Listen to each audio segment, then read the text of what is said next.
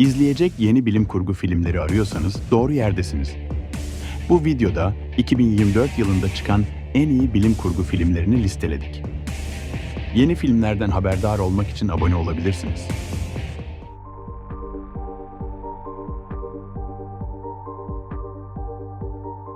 Olimpiyatlarda eşitlik tartışmaları sürerken bu film benzer bir konuyu ele alıyor. Distopik bir gelecekte yüksek teknolojiye sahip protezler üretilir. Bu protezler sporcular arasında giderek yaygınlaşır ve biyonik devrim gerçekleşir. Olimpiyatlarda yeni bir kategori açılarak protez sporculara yer verilir. Normal sporcular geri planda kalır. İki kardeş uzun atlama dalında yarışmaktadır. Biri küçük yaşta bacağını kaybedip protezler ile hayatına devam eder. Diğeri ise ne kadar çalışırsa çalışsın onların hızına yetişemez.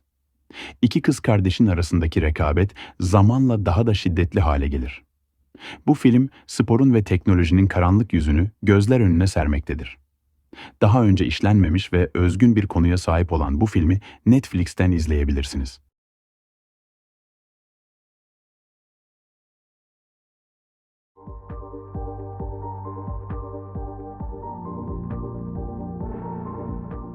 Bu yapım, aynı isimli popüler video oyununa dayanan bir bilim kurgu, aksiyon ve komedi filmidir.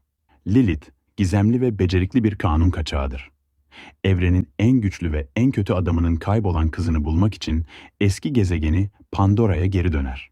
Lilith, bu tehlikeli görevde kendisine yardımcı olacak sıra dışı bir ekip kurar. Bu ekipte patlayıcı uzmanı Tiny, parlak ama dengesiz bilim insanı Tanis, becerikli asker Roland ve gözü pek bir robottan oluşan renkli karakterler yer alır.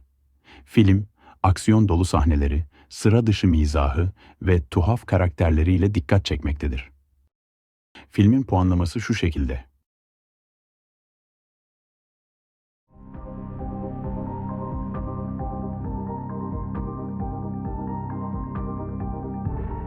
Uzay filmlerini seviyorsanız bu filme mutlaka göz atmalısınız. Bir grup Rus ve Amerikalı astronot uluslararası uzay istasyonundaki görevine başlar. Kısa bir süre dünyada bir gariplik olduğunu fark ederler. Bazı bölgelerde büyük patlamalar ve yangınlar meydana gelmektedir. Başta bunun doğal afetlerden kaynaklandığını düşünürler. Ancak kısa süre sonra korkunç bir gerçekle yüzleşirler. Rusya ve Amerika arasında nükleer bir savaş başlamıştır. Dünya kaosa sürüklenirken her iki ülke uzay istasyonundaki astronotları ile gizlice iletişime geçerek istasyonun kontrolünü ele geçirmeyi emreder. Artık sadece hayatta kalma mücadelesi değil, aynı zamanda istasyonun stratejik kontrolü için amansız bir yarış başlamıştır. Astronotlar kime güveneceklerini bilmezken istasyon giderek tehlikeli bir savaş alanına dönüşür. Filme izleyicilerden olumlu yorumlar geldi. Puanlaması ise şu şekilde.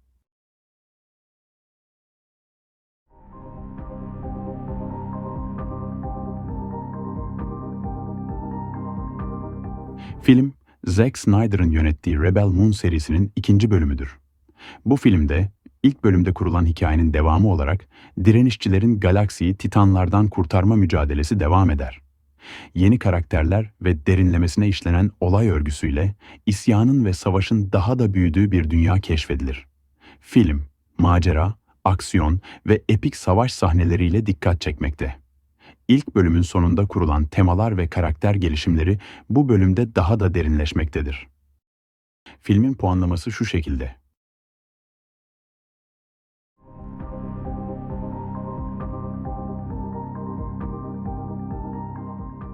Bu film, ilk filmin devamı niteliğinde çekilmiştir.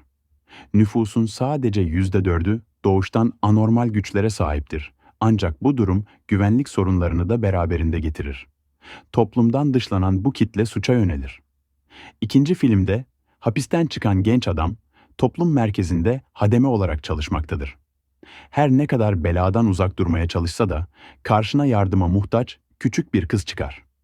14 yaşındaki bu kız özel güçlere sahiptir. Yolsuz polis memurları bu güçleri kötüye kullanmak için onu yakalamaya çalışır. Genç adam bu kızı koruyarak hem onun güvenliğini sağlamakta hem de sevdiklerini tehlikeden uzak tutmaktadır. Filmin puanlaması şu şekilde.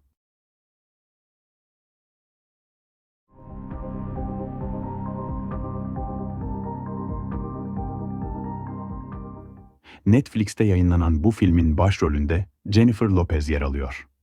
Gelecekte teknoloji gelişir ve yapay zeka her alanda yerini alır. İnsanlar yapay zekaya sahip robotlar kullanmaya başlar.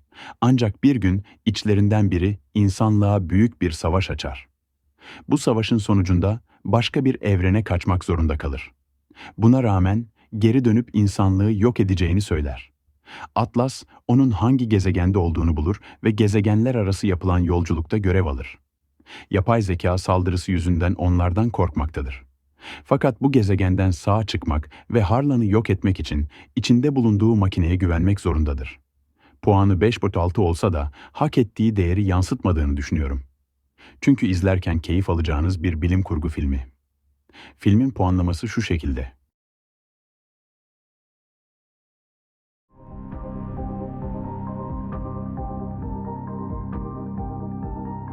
Gelecekte insanlar sevdikleri öldüğünde onlarla bağlantıyı kesmemek için yapay zeka kullanarak bilincini kopyalar. Ölüm döşeğindeki kişilere sonraki yaşamlarında nerede olmak istediklerine dair sorular sorulur. Ancak bu kişiler öldükten sonra hala yaşadığını zanneder. Üstelik istediği zaman arayıp iletişim kurabilecek bir güce sahip olurlar. Yaşlı bir anne, kızı ölmeden önce onun benliğini kopyalar. Tek başına kalan torununu bu teknoloji sayesinde oyalamaktadır. Ancak gerçek ve sahte birbirine karışır. Genç kadın, küçük kızının kaybolduğunu öğrenince işler karışır. Filmde birden fazla hayat ele alınmaktadır. Az bilinen bu yapım, Black Mirror tarzında bir bilim kurgu filmi olup aynı zamanda kalbe dokunan duygusal bir hikaye sunuyor. Eşiniz veya sevgilinizle izleyecek güzel bir film arıyorsanız bu filmi mutlaka not edin. Filmin puanlaması şu şekilde.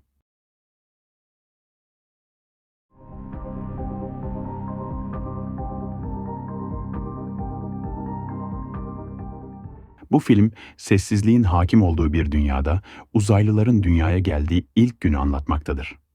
Monoton bir günde New York'un tam ortasına düşen belirsiz cisimler insanların yaşamını bir anda altüst eder. İnsanlar kaosun ortasında hayatta kalmak için panik içinde mücadele eder. Yaşamak için sayılı günü kalan bir kadın kedisiyle beraber bu kargaşanın tam ortasında kalmıştır. Bu sırada bir yabancıyla yolları kesişir. Serinin 3. filmi bir yan hikaye olarak karşımıza çıkmakta. Dolayısıyla bu filmde çocuklu bir aile yerine yalnız bir kadın yer alıyor. Ben bu tür filmlerde dikkatsiz çocukların yer almasını sevmiyorum. Bu durum sinema salonuna küçük bir bebeği getirmek kadar rahatsız edici. Bunun yanı sıra filmde korku unsurunu hafifleten ve zaman zaman gülümseten çok sevimli bir kedi var. Filmin yıldızı da kendisi. Film oldukça yüksek bir puan alarak sertifikalı taze olarak nitelendirildi. Ancak diğer filmle karşılaştırır veya büyük bir beklentiye girerek izlerseniz muhtemelen aradığınızı bulamayacaksınız. Filmin puanlaması şu şekilde.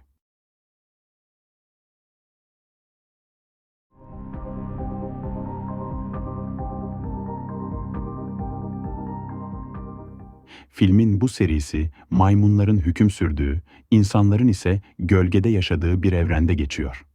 Sezar'ın saltanatından sonra hakim tür maymunlar olurken insanlar gölgelerde yaşamaya itilir. Yeni maymun lideri imparatorluğunu sağlamlaştırmak ve maymunların egemenliğini güçlendirmek için mücadele eder. Bu sırada geçmişin sırlarını ve kendi kimliğini keşfetmek amacıyla zorlu bir yolculuğa çıkar. Onun bu yolculuğu maymunlar ve insanların geleceğini belirleyecek kritik seçimlerle sonuçlanır. Filmin puanlaması şu şekilde.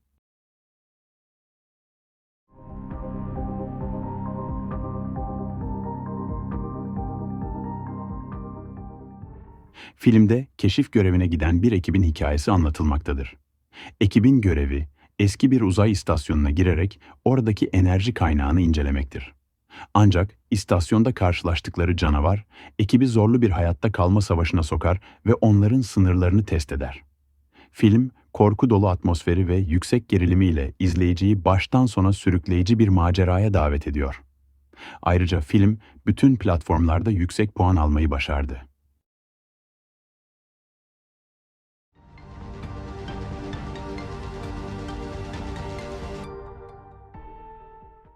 genç Paul destansı yolculuğunu sürdürüyor.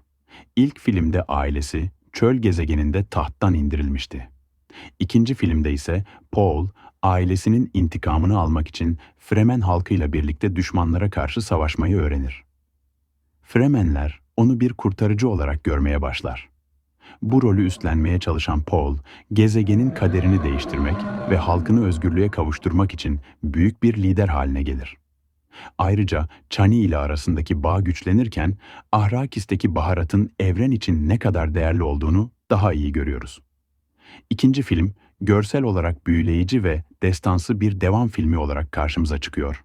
Filmin puanı şöyle: